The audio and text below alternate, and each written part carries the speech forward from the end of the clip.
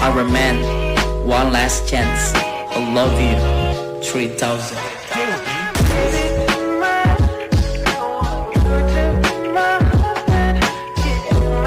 Assalamualaikum warahmatullahi wabarakatuh. Perkenalkan, nama saya Sofia Kalsum, NPM 10119144 dari Sekolah Tinggi Ilmu Ekonomi STSTNB, Fakultas Ekonomi, jurusan Manajemen. Di sini saya akan menjelaskan mengenai rasio profitabilitas, rumus hingga cara menjalankan atau mengerjakannya. Berikut pengertiannya.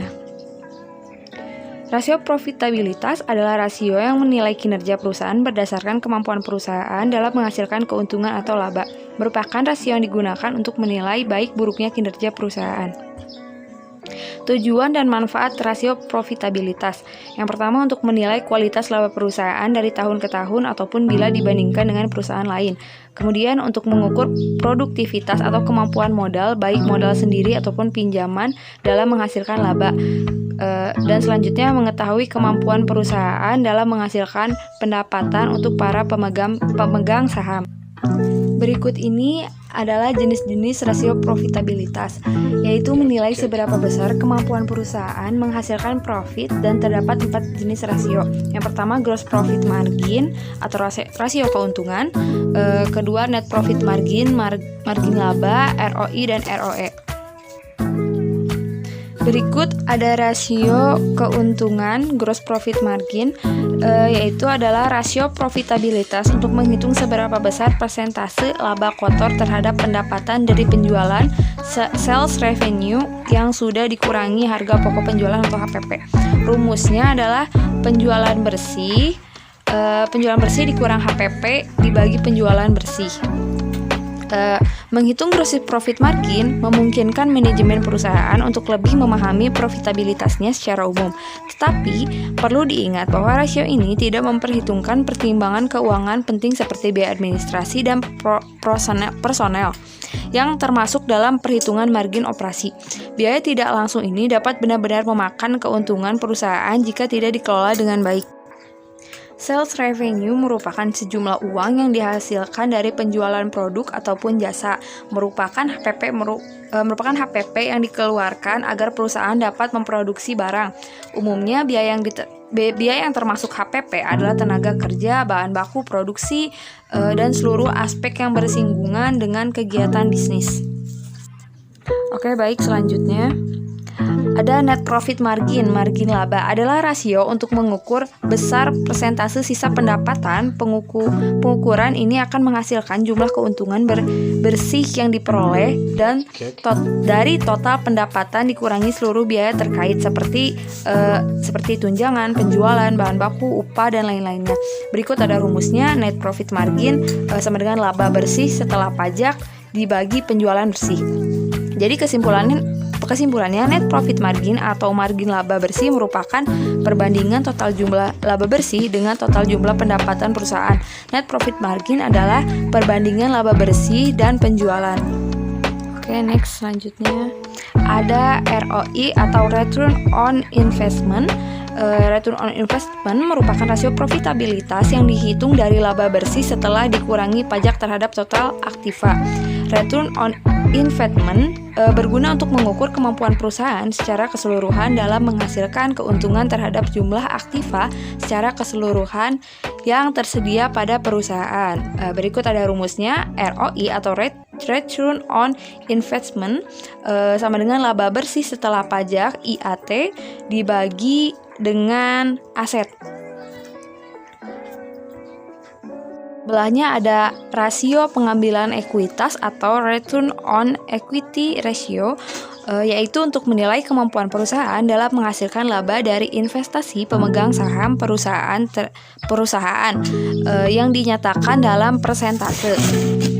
ROI dihitung dari penghasilan income perusahaan terhadap modalnya yang diinvestasikan oleh para pemilik perusahaan, pemegang saham, dan pemegang saham peretrun. ROI mengukur seberapa berhasil perusahaan mengelola modalnya sehingga tingkat keuntungan diukur dari investasi pemilik modal atau pemegang saham. Berikut rumusnya, yaitu ROE sama dengan laba setelah pajak dibagi jumlah ekuitas. kemudian langsung saja kita ke cara pengerjaannya. Di sini ada contoh dari gross profit margin. Kita lihat rumusnya. Gross profit margin, penjualan bersih dikurangi HPP dibagi penjualan bersih. Jadi merupakan perbandingan penjualan bersih dikurangi HPP dibagi penjualan bersih, didapat laba bersih dari laba bersih penjualan bersih dikurangi semua kredit dan HPP bisa jadi disebut laba kotor, dan hasilnya adalah 0,328, kemudian dipersenkan menjadi 32,81%. Jadi ini penjualan bersihnya kita dapat dari penjualan bersih 2021 4 miliar ya. Kemudian kita taruh sini dan dikurang 3 miliar. HPP-nya dari mana? HPP dapat dari harga pokok penjualan pada tahun 2021. Nah, kemudian penjualan bersih sama kita dapat dari sini juga. Ya, dari situ. Kemudian dihitung, dibagi, kemudian dipersenkan, maka hasilnya 32,81%. Kemudian gross profit margin pada tahun 2022 sama cara pengerjaannya, 4 miliar 950 jutanya didapat dari penjualan bersih di tahun 2022. Nah, dikurangi HPP-nya juga, HPP didapatkan dari 2022. Nah, dibagi penjualan bersih. Nah, kita taruh sini juga sama. Nah, kemudian dihitung dan hasilnya adalah 0,3387 atau 32,87%. Semakin besar nilai gross profit margin, maka semakin baik perusahaan itu. Oke, kita lanjut kemudian kita pindah ke rasio yang kedua, yaitu net profit margin. Net profit margin didapat dari laba bersih setelah pajak atau IAT, earning after tax, dibagi penjualan bersih. Angka ini didapat dari laporan laba rugi. Nah, ini earning after tax, ini 245 juta. Kita taruh sini, taruh di atas. Nah, dibagi penjualan bersihnya yang di atas tadi yang tahun 2021 ini, yang ini kredit ini. Nah, itu kita taruh di sini. Kemudian kita hitung dan hasilnya adalah 0,0532 atau 5,32%. Nah, sekarang kita pindah ke yang profit margin tahun 2022. Cara pengerjaannya hampir sama dengan yang tadi. Laba bersih setelah pajaknya kita dapatkan dari yang laporan laba rugi tahun 2022. Nah, ini 249. Nah, 249 dibagi dengan penjualan bersih 4 miliar 950 ya. Nah, kemudian kita hitung dan hasilnya adalah 0,0504 atau 5,04% atau 5,4%. Oke, rasio yang selanjutnya adalah return on investment atau bisa juga disebut sebagai earning point. Rumusnya ROI adalah laba bersih setelah pajak atau earning after tax dibagi total aset. Nah, ini laba bersih setelah pajak kita dapat dari sini ya, 245. Kemudian dibagi total aset kita dapat dari sini. Nah, jumlah utang ekuitas 3 miliar 900 ya. Nah, kemudian hasilnya adalah Kemudian hasilnya 0,03 atau 6,3%.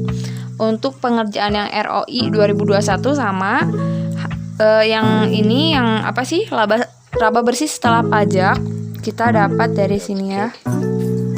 Dari sini. Nah, untuk total asetnya kita dapat dari sini. Nih 4 ya. Ya, 450. Nah, maka akan menghasilkan 0,06 atau 6,2%. Berikutnya, untuk penghitungan dari ROE atau Return on Equity, rumusnya adalah ROE sama dengan laba setelah pajak dibagi jumlah ekuitas. Oke, untuk ROE tahun 2021, laba setelah pajaknya kita dapat dari sini. Ini, laba setelah pajak. Dapat dari situ ya. Kemudian jumlah ekuitasnya kita dapat dari sini. Nih. Dari situ.